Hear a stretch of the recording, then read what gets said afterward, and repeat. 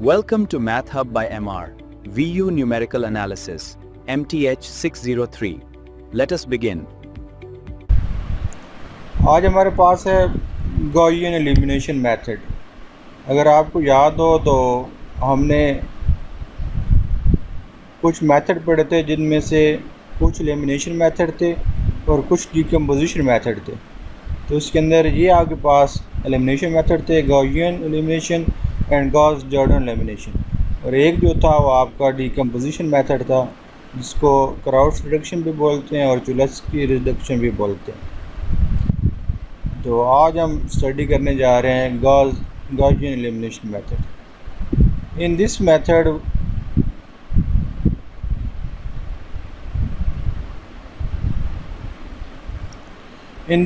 the solution to the system of equation is obtained in two stages. Gaussian elimination method के two stages होते हैं. First one, the given system of equation is reduced to an equivalent upper triangular form using elementary transformation. बताऊंगा upper triangular form क्या होता है। ये आप बस ये याद रखना है कि फर्स्ट स्टेप क्या है कि हमने अपनी सिस्टम ऑफ इक्वेशन को अपर ट्रायंगुलर फॉर्म में कन्वर्ट करना होता है। The upper triangular system is solve using back substitution procedure. इसके दो आपके पास स्टेप होते हैं गॉसियन एलिमिनेशन मेथड को। फर्स्ट ये है कि आपने सिस्टम ऑफ इक्वेशन को अपर ट्रायंगल फॉर्म में कन्वर्ट करना है और फिर अपर ट्रायंगल जो सिस्टम होगा उसको हम बैक सब्स्टिट्यूशन करके और जो वेरिएबल्स होंगे उनके हम आंसर निकालेंगे। आपने दो बातें याद रखनी है कि इसकी टू स्टेजेस होती हैं। फर्स्ट स्टेज होती है कि आपने लीनियर सिस्टम ऑफ इक्वेशंस को अपर ट्रायंगल में कन्वर्ट करना होता है और देन जो अपर ट्रायंगल होती है उनको हमने बैक सब्स्टिट्यूशन से सोल्व करके हमने वेरिएबल के आंसर निकालने होते हैं। ये अपर ट्रायंगल क्या होती है, बैक सब्स्टिट्यूशन क्या होती है, जब हम ये क्वेश्चन करेंगे उसके अंदर चीज़ें आपको क्लियर हो जाएंगी।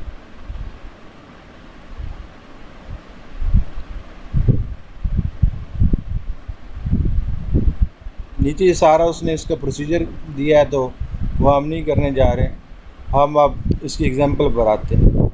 मैं कोशिश करता हूँ अगर मैंने इसकी एग्जांपल की हुई है तो हम वहाँ से करते हैं ताकि हैंड रिटन में ज़्यादा इजीली समझ आ जाता है।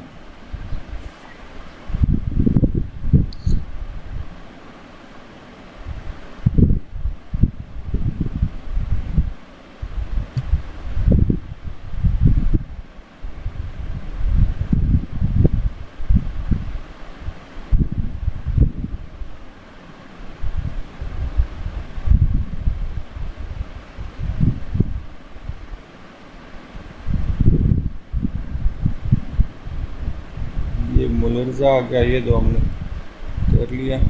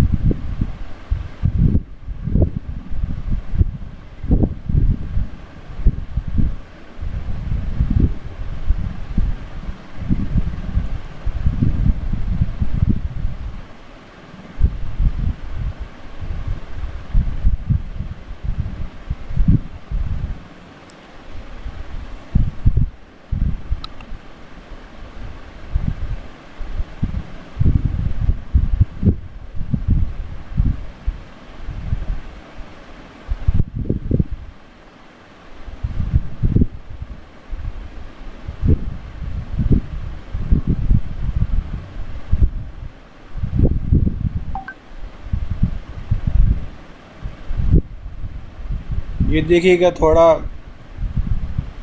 मैंने इक्वेशन के बारे में रिव्यू दिया था कि इस तरह की जो टर्म्स लिखी होती हैं उसमें ये जो x होता है ये आपका वेरिएबल होता है। x के स्टार्ट में जो भी नंबर होता है उसको कोफिशिएंट होता है, ऊपर जो भी वैल्यू होती है वेरिएबल के ऊपर उसकी पावर होती है, उसको एक्सपोनेंट भी बोलते हैं, और आगे जो वेरिएबल के बगैर होता है उसको हम कांस्टेंट बोलते हैं।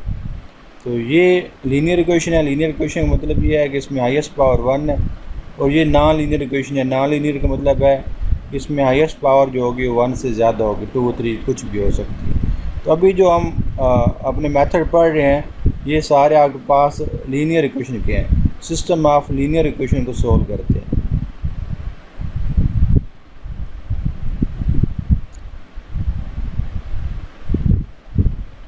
लीनियर इक्वेशन मतलब है हाईएस्ट पावर आपकी 1 होगी।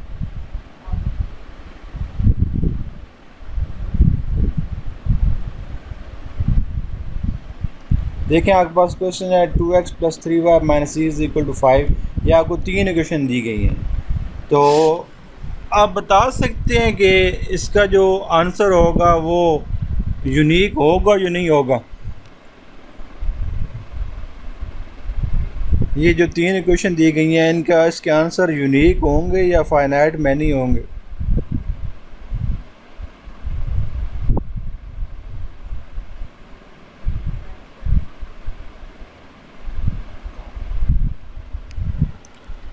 देख कितनी इक्वेशंस हैं,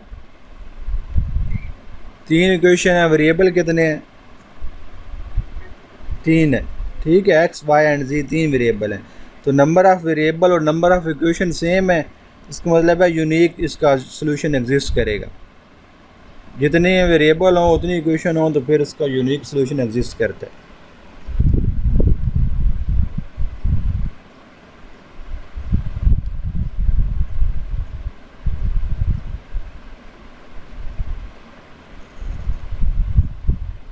मैं आपको बताता हूँ कि इसको फिर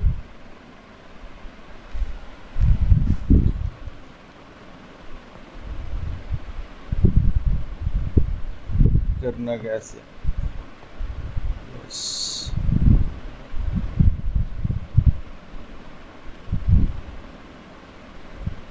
इसका जो एग्ज़ाम्पल है वो नीचे की हुई है, ये वाला हमने जस्ट समझाया हुआ है इस एग्ज़ाम्पल के अंदर कि अपर ट्रायंगल बनाना कैसे है। इसकी जो एग्जैक्ट एग्जांपल है वो नीचे है, उसके ऊपर जो थोड़ी थ्योरी है वो हम देख लेते हैं और फिर हम नीचे एग्जैक्ट एग्जांपल पर जाएंगे।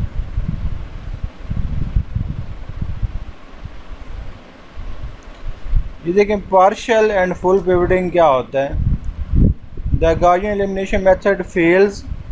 आप देखें ये कंडीशन आ रही है कि एलिमिनेशन मेथड फेल कब होगा, if any one of the pivot element become zero. बताऊंगा पिवट एलिमेंट क्या होता है। In such a situation we rewrite the equation in a different order to avoid zero pivots. Changing the order of equation is called pivoting.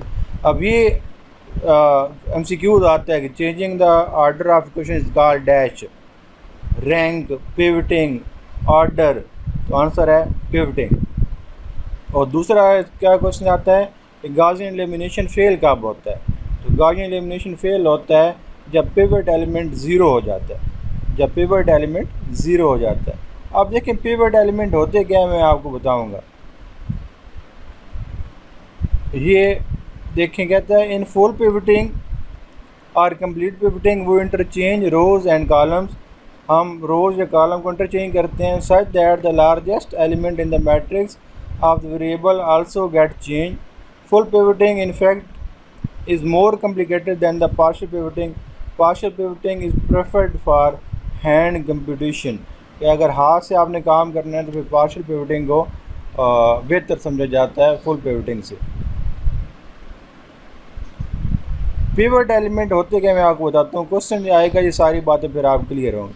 This method fails if any of the pivot becomes zero. In such cases by interchanging the rows we can get the non-zero। वो पहली बात जो हमने पहले study की है, ये fail तब होता है जब पिवट एलिमेंट ज़ीरो बन जाता है।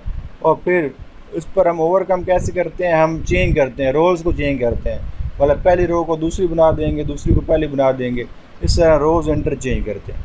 अब देखें ये आपके पास क्वेश्चन है एक्स वाई जी, ये आपके पास 3 इक्वेशन है, फर्स्ट सेकंड थर्ड। और ये अब सिस्टम ऑफ लीनियर इक्वेशन है। लीनियर इक्वेशन क्यों है, क्योंकि तमाम वेरिएबल की हाईएस्ट पावर 1 है, तमाम वेरिएबल की हाईएस्ट पावर 1 है, इस वजह से ये सिस्टम ऑफ लीनियर इक्वेशन है। अब इनको हमने पहले लिखा है मैट्रिक्स फॉर्म में। अब मैट्रिक्स फॉर्म में देखिए कैसे लिखना है। ये फर्स्ट इक्वेशन है तो आपने जो वेरिएबल है इनके कोफिशिएंट लिखने हैं। यहाँ पर ये एक्स है, एक्स का कोफिशिएंट कुछ नहीं, इसका मतलब है 1, वाई का कोफिशिएंट भी 1, जी का कोफिशिएंट भी 1। तो ये जो पहली रो बन गई है, ये पहली इक्वेशन के आपके पास कोफिशिएंट आ गए। ये एक्स का कोफिशिएंट 1, वाई का कोफिशिएंट 1 एंड जी का कोफिशिएंट 1। फिर सेकंड इक्वेशन पर आएंगे तो सेकंड रो बनेगी। एक्स का कोफिशिएंट 3 है, वाई का कोफिशिएंट 3 है एंड जी का कोफिशिएंट 4 है। इस वजह से ये सेकंड रो बन गई 3, 3 एंड 4। और फिर थर्ड इक्वेशन पर आएंगे तो थर्ड रो बनेगी। थर्ड इक्वेशन में x का कोफिशिएंट 2 है, y का कोफिशिएंट 1 है एंड z का कोफिशिएंट 3 है। इस वजह से थर्ड रो बन गया 2, 1 एंड 3। ये जो कोफिशिएंट थे उनको हमने मैट्रिक्स में चेंज कर लिया। आगे फिर एक कॉलम मैट्रिक्स आएगा जिसके अंदर ये वेरिएबल्स आ जाएंगे, जो वेरिएबल्स यूज़ हो रहे हैं, एक्स वाई जी यूज़ हो रहे हैं, यहाँ पर एक्स वाई जी आ जाएगा और फिर ये आगे इक्वल है, इधर भी इक्वल आएगा। अब इक्वल के बाद जो कॉन्स्टेंट टर्म्स लिखी हुई हैं वो आ जाएंगी, पहली इक्वेशन वाली पहली वैल्यू, फिर सेकंड इक्वेशन वाली, फिर थर्ड इक्वेशन वाली।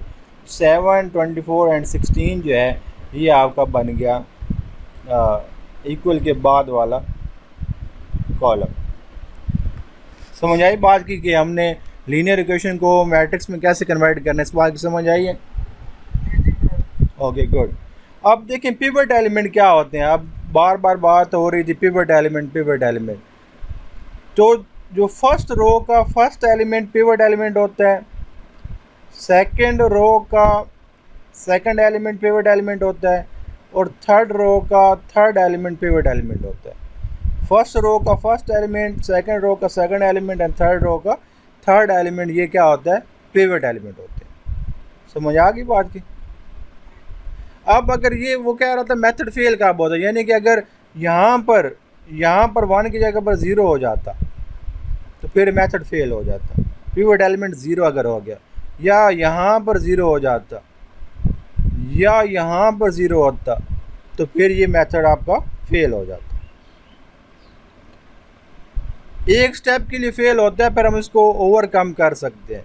ओवरकम कैसे करेंगे, कोई एक आध एग्जांपल आएगी मैं आपको बताऊंगा, उसमें हम रोज़ को इंटरचेंज करते हैं। आप देखें कहता क्या है, आपको क्या कहता है? To start with we observe that the pivot element A11 का मतलब ये है कि ये वाला एलिमेंट A11 का मतलब है first row and first column का एलिमेंट। मैं आपको थोड़ा सा बताता हूँ, ये मैं आपको बता दूं ताकि A11 A12 बार बार यूज़ होने हैं, तो मैं ये आपको क्लैरिफाई कर देता हूँ। कहाँ गया वाइट बोर्ड?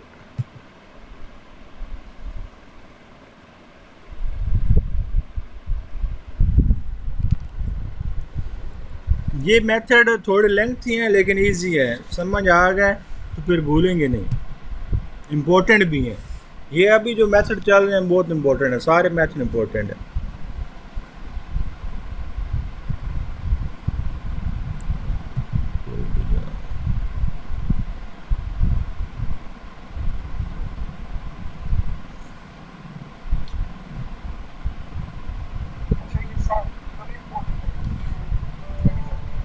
ये जो अभी मैट्रिक्स के चल रहे हैं ये बहुत इम्पोर्टेंट है, सारी इम्पोर्टेंट है। आप देखिएगा, आप इस तरह इक्वेशन बनाएंगे, मैट्रिक्स बनाएंगे, सिस्टम ऑफ इक्वेशन को चेंज करेंगे। एक इधर होगा एलिमेंट, एक इधर होगा, एक इधर होगा, सेम यहाँ पर होंगे। ये मैं सिस्टम ऑफ इक्वेशन बना रहा हूँ जिसके अंदर आपके पास 3 इक्वेशन होंगी और 3 वेरिएबल होंगे। ओह सॉरी, मैं जस्ट वो शो किया हुआ था, मैं फुल करता हूँ शो।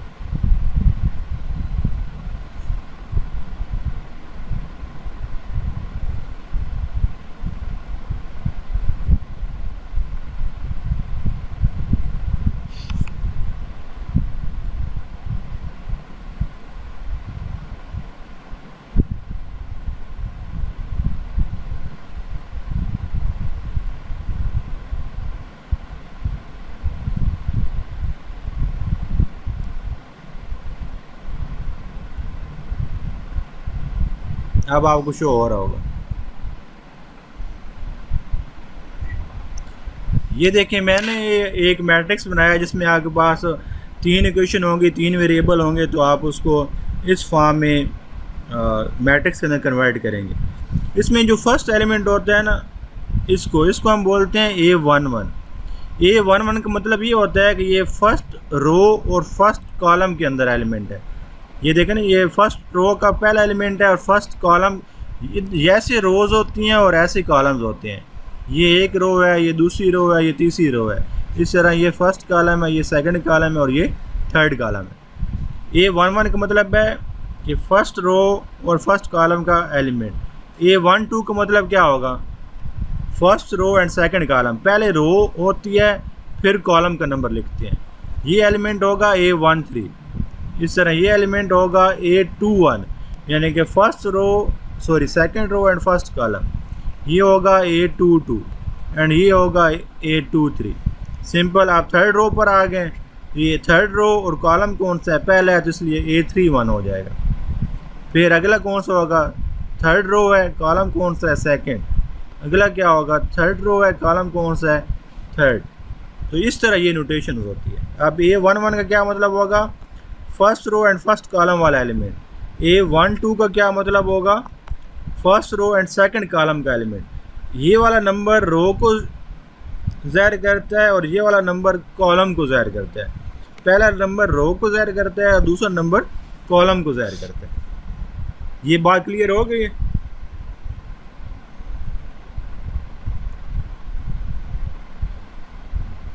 नोटेशन क्लियर है? Okay good.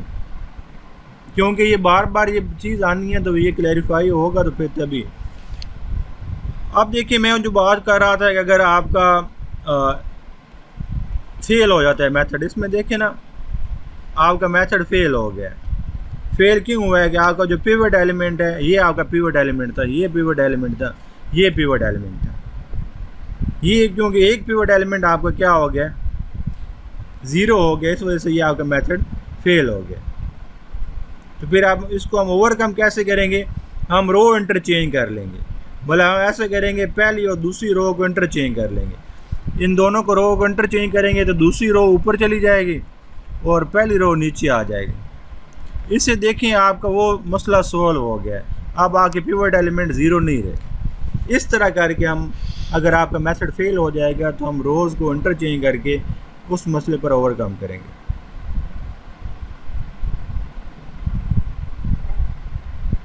ओके।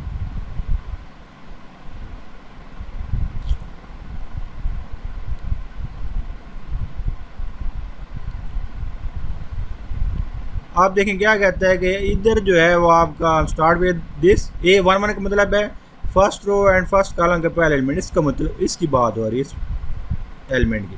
ये नॉन ज़ीरो है, नॉन ज़ीरो इसका मतलब है हम अपना मेथड स्टार्ट कर सकते हैं। However, a glance at the first column reveals that the numerically largest element is 3, which is second. आप देखें जो तमाम पिवट एलिमेंट से जो सबसे बड़ा है ना वो 3 है, और वो किसके अंदर है, आगे पास वो सेकंड रो के अंदर है। Thus the given equation takes the form after pivoting. आप देखें हुआ क्या है,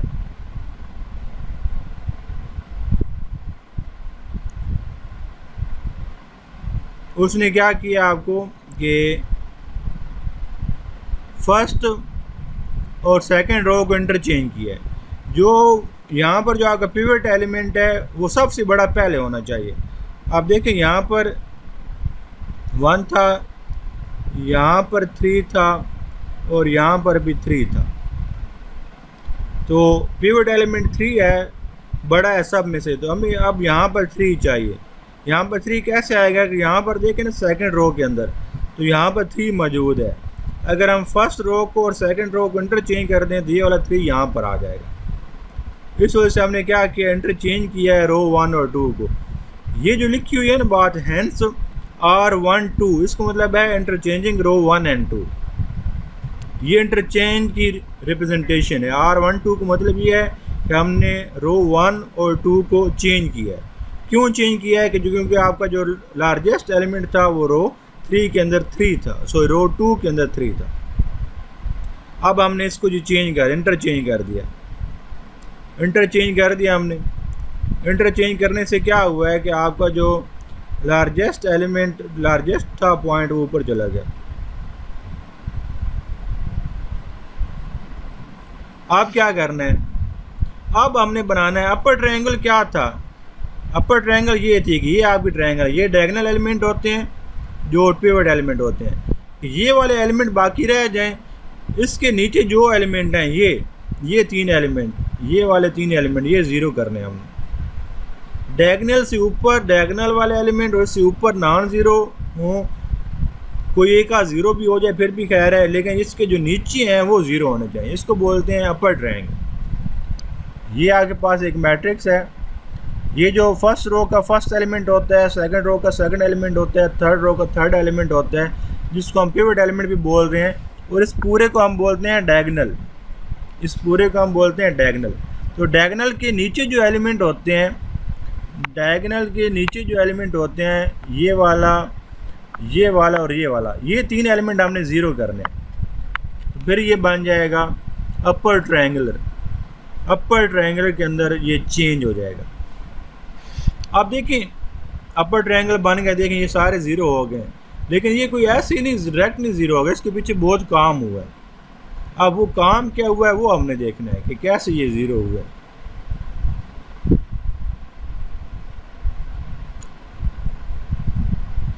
अब ये अगर आपको समझ आ गया, इसको मतलब है कि आपको जो भी लॉन्ग क्वेश्चंस के अंदर है वो भी अटैम्प्ट हो जाएगा। शॉर्ट क्वेश्चन तो यही है कि शॉर्ट क्वेश्चन क्या MCQs क्या आता है। MCQs आता है कि इसकी कितनी स्टेजेस हैं, 2 स्टेजेस हैं। पहली स्टेज में क्या करना होता है, अपर ट्रायंगुलर मैट्रिक्स बनाना होता है। सेकंड स्टेज में क्या करना होता है कि हमने बैक सब्स्टिट्यूशन करनी होती है। ये मेथड कब फेल होता है, जब आपका पिवट एलिमेंट ज़ीरो हो जाएगा तब फेल होता है। और फिर इसको ओवरकम कैसे करते हैं, हम रोज़ को इंटरचेंज करके हम इसको ओवरकम कर लेते हैं।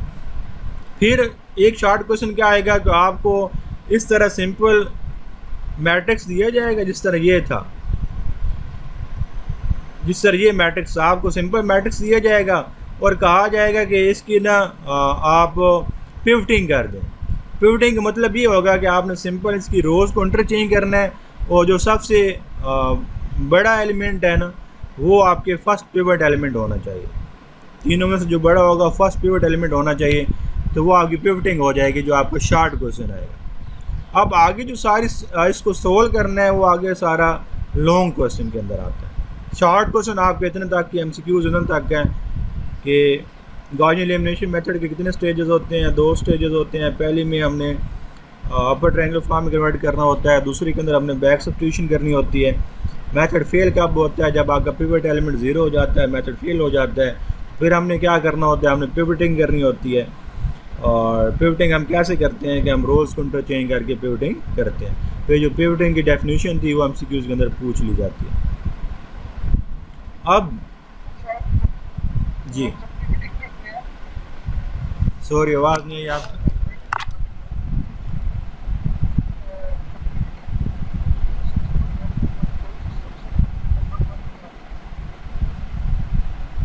हाँ फाद आपकी आवाज़ नहीं आ रही मुझे।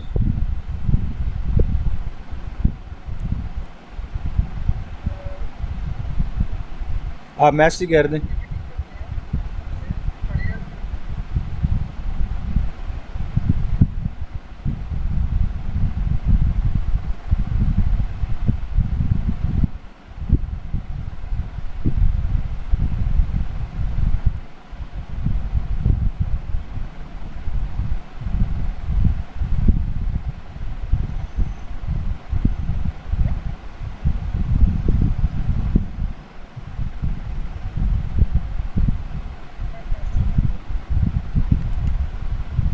जी मैं देख रहा हूँ।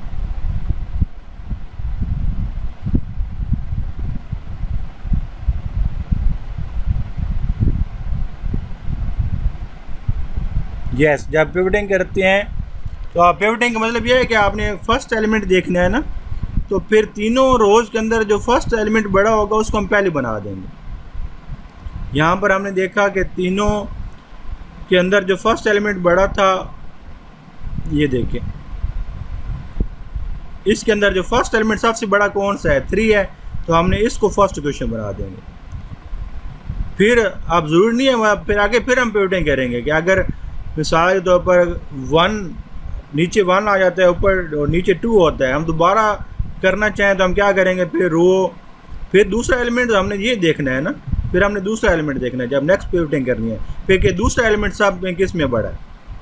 अब जब ये वाली रो इधर नीचे आ गई है, यहाँ पर जब हमने पिवटिंग कर ली है, रो 1 और रो 2 को इंटरचेंज कर ली यहाँ तक, अब हमने देखना है कि दूसरा एलिमेंट किसका बड़ा है, क्योंकि अब दूसरा एलिमेंट पिवट एलिमेंट है ना। अब दूसरी इक्वेशन में भी 1 था और तीसरी इक्वेशन में भी 1 था, इसलिए हमें पिवटिंग की ज़रूरत नहीं है क्योंकि दोनों बराबर है। अगर फॉर एग्जांपल यहाँ पर 2 होता यहाँ पर 2 होता, तो फिर हम क्या करते हैं, रो 2 और रो 3 को इंटरचेंज कर लेते हैं। उम्मीद है पॉइंट क्लियर हुआ होगा आपका।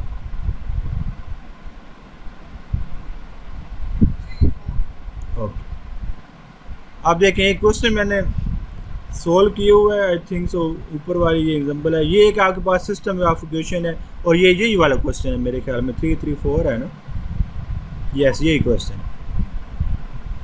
अब देखें ये आपके पास था सिस्टम ऑफ इक्वेशन जिसको हमने मैट्रिक्स में चेंज किया है, पिवटिंग भी हमने कर लिया।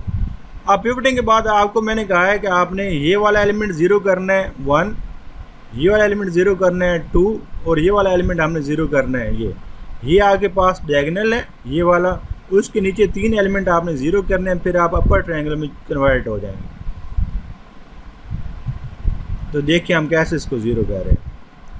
फर्स्ट देखिए हमने क्या किया, हमने रो 1 में से रो 3 को माइनस किया, रो 1 में से रो 3 को माइनस किया। ऐसे करने से क्या हुआ कि यहाँ पर 1 बन जाएगा, यानी कि 3 में से हमने 2 को माइनस किया, 3 में से 1 को माइनस किया, 4 में से 3 को माइनस किया।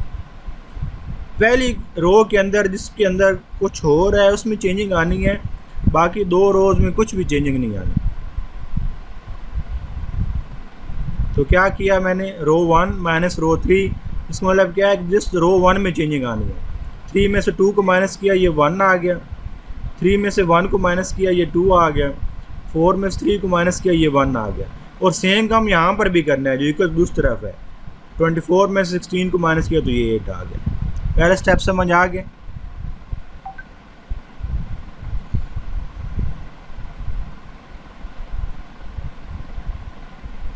Okay good. सेकंड स्टेप में देखिए, आप देखें हमने अब कहाँ पर 0 करना है, हमने यहाँ पर 0 करना है, हमने यहाँ पर 0 करना है, हमने यहाँ पर 0 करना है। अब सारी चीज़ें एक स्टेप में तो नहीं हो जाती, हमें मल्टीपल स्टेप करने पड़ेंगे। देखिए मैंने क्या किया है, रो 2 में से रो 1 को माइनस किया, ये आपकी रो 2 है, ये आपकी रो 1 है। अब रो 2 में चेंज आना है, रो 2 में चेंज आना है। फिर मैंने क्या किया है, पहले हम ये पहली चेंज देख लेते हैं। रो 2 में से रो 1, ये देखें आपकी रो 2 है, 1 माइनस 1 किया तो ये आ गया 0, 1 माइनस 2 किया तो ये आ गया -1, 1 माइनस 1 किया तो यहाँ पर आ गया 0। इधर फिर हमने क्या किया है, 7 माइनस 8 किया है तो यहाँ पर आ गया -1।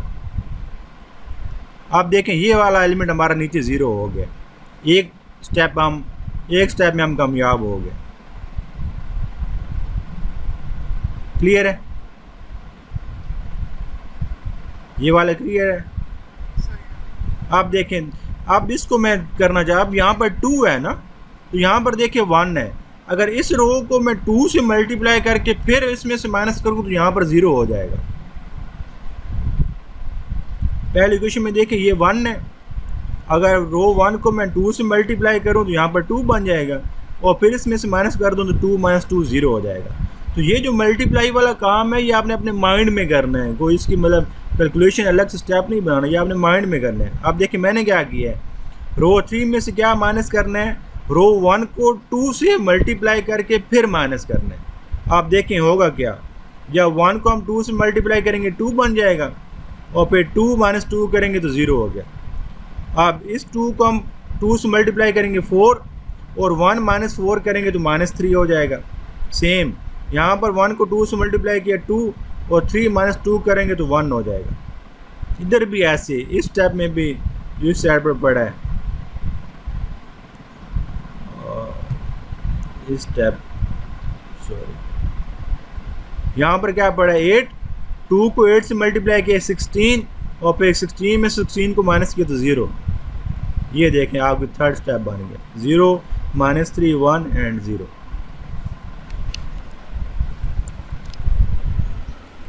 क्लियर है पॉइंट?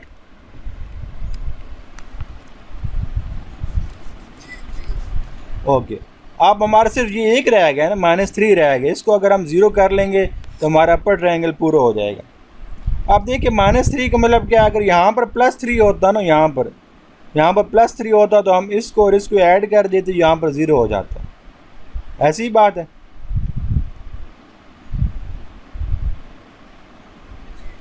तो देखिए क्या किया मैंने, इसको ऊपर वाले को -1 को +3 बनाने के लिए मैंने इसको -3 से मल्टीप्लाई किया, रो 2 को -3 से मल्टीप्लाई किया है और फिर रो 3 में चेंज किया। ये देखें, रो 2 को 3 से मल्टीप्लाई किया, ये 0, इसको 3 से मल्टीप्लाई करेंगे तो -3 बन जाएगा।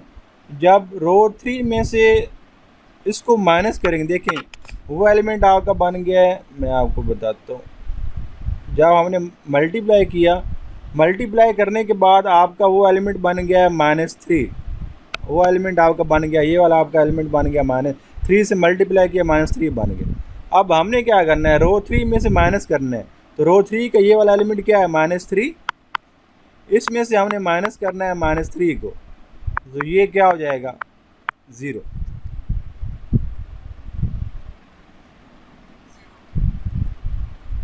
यहाँ पर ऊपर तो क्योंकि 0 खड़ी है, यहाँ पर मल्टीप्लाई करेंगे भी तो कोई फ़र्क नहीं पड़ना, तो वो तो 1 - 0 करेंगे तो वो 0 ही रहेगा। 0 को तो -3 से मल्टीप्लाई किया तो 0, और 1 - 0 किया तो वो 0 ही रहा।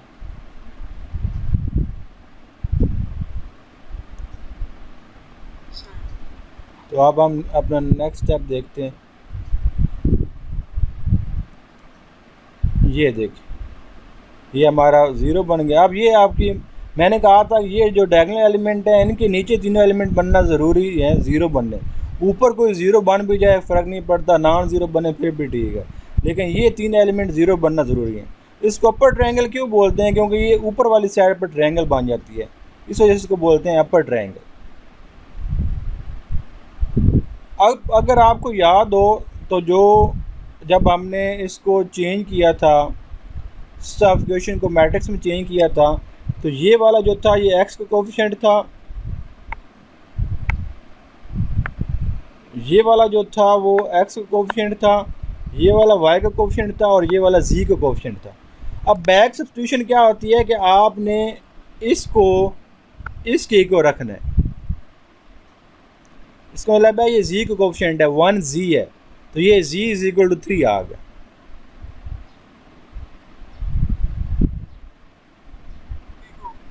अब आपने ऊपर चले जाना है, ये x कोफिशिएंट है, ये तो 0 है, इसके तो बाद ही ख़त्म हो गई।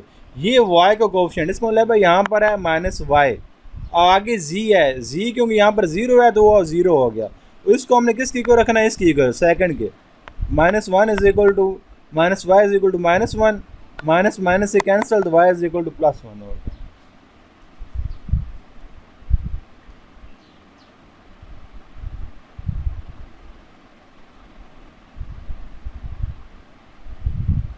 क्लियर है ये बात?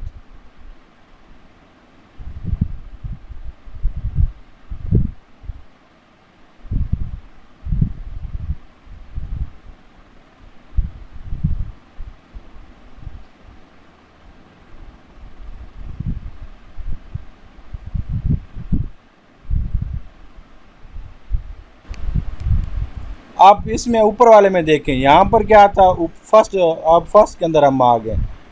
जो पहला था वो x का कोफिशिएंट था, दूसरा जो था वो y का कोफिशिएंट था, तीसरा जो था वो z का कोफिशिएंट था। जब हम इसकी इक्वेशन बनाएंगे ये क्या बन जाएगा, 1x का मतलब है x, आगे क्या है 2 है, इसका मतलब है +2y, और आगे क्या है 1 है, इसका मतलब है +z, और इज इक्वल टू किसके आ जाएगा, ये फर्स्ट एलिमेंट 8 के।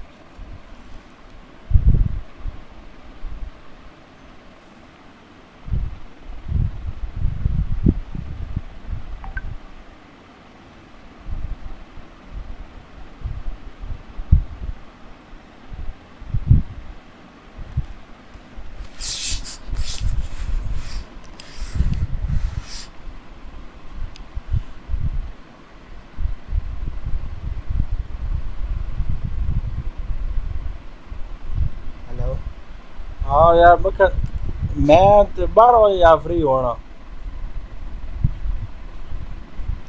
हाँ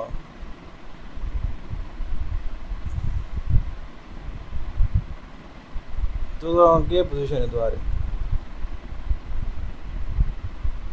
इधर तक तो बस टाइम हो आना, मेरी 40 मिनट की क्लास होनी, इन तक मैं ख्याल मुक वैसे ते क्या मैंने सारे वेण सारे अबू देते बस आ चल तो तैयारी मयारी तो करो ना